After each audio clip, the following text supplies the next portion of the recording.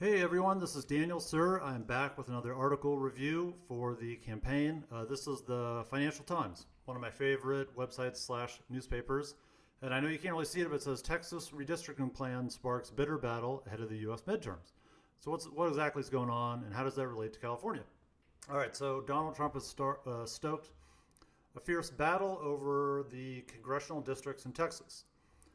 And the essence of it is the Republican Party, which controls Texas, is trying to do something called gerrymandering, where they are trying to change the shape of the districts in Texas so that it will favor more consistently Republicans. And based upon the way people have been voting in prior elections, in theory, they're hoping to pick up, as President Trump says, 5 seats. So, it's an interesting thing to do.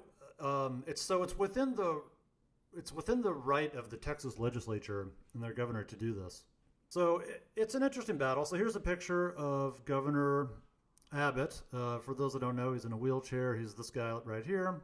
And so they may potentially pick up as many as 5 seats. So that's an interesting thing. And, obviously it can be frustrating to have the party that's in power changing the districts, because it basically seems like they're trying to benefit themselves at the expense of the Democratic Party. And basically the voters in Texas as a whole will stay the same between Republicans and Democrats and stuff, but it will end up being more Republicans in the House, fewer Democrats. All right, so the challenge with it is that what I don't like really is that Democrats are also considering doing the same thing in Democrat-led states. Specifically, a little bit more about what the Democrats are doing in Texas to try to get out of it. So I kind of like it.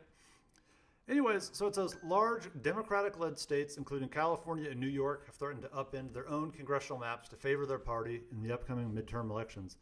This is what's frustrating to me. If Republicans are willing to rewrite these rules to give themselves an advantage, then they're leaving us no choice.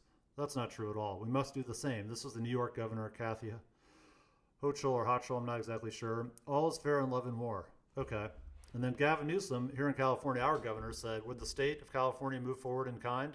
Fighting? Yes. Fire with fire. I disagree with that, like 100%. I think that it's an opportunity to try to show that we're not partisan by not reacting to that, talking about how we could potentially do that, but we're not going to. And, it's just frustrating to see that Newsom has no leadership. He's very reactive, and that's a pattern that the Democrats have been stuck in for a while now, of basically just waiting to see what Republicans do and then just reacting to it like we're stunned by the whole thing. The drawing of congressional districts is delegated to the individual states, and the state legislators get to determine that.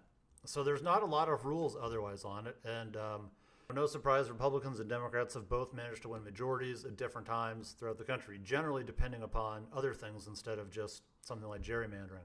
This is an interesting graph that the Financial Times has up here, and basically what they're trying to say is the green is the uncompetitive districts, or what they call safe.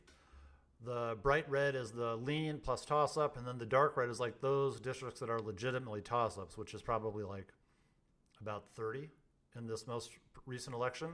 So it's just frustrating because it's a total lack of leadership by Gavin Newsom, promised to transform the congressional maps in California, who draws criticism from Vance, which is funny because Trump is supporting that in Texas. I haven't followed Vance really, but he also was rebuked by his predecessor, Arnold Schwarzenegger, an ardent opponent of this. And so this is what I like, and this is what I loved about Arnold Schwarzenegger. He's opposed to what Texas is doing, and is opposed to the idea that California would race to the bottom to do the same thing.